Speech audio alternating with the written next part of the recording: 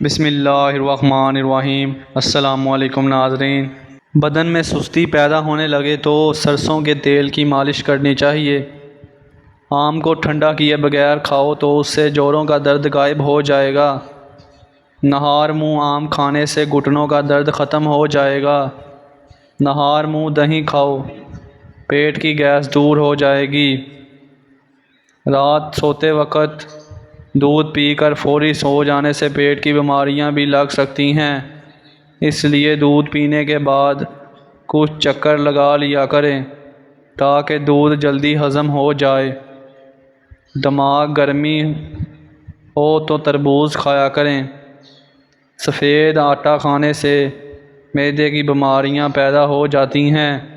زیادہ آم کا جوس مت پئیں، یورک ایسڈ کی بیماریاں ہو جائیں گی۔ ہلدی جگر کے خراب ہونے سے بچاتی ہے۔ کھٹی چیزیں دل کو دبلا کرتی ہیں۔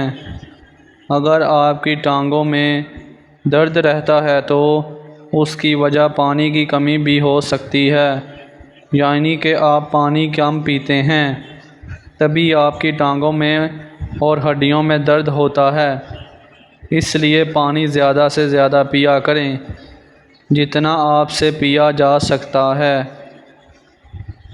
ناخن کاٹنے کے بعد یا غسل کرنے کے بعد انگوٹھوں پر سرسوں کا تیل یا زیتون کا تیل لگا دینے سے 100 سال تک نظر کمزور نہیں ہوگی۔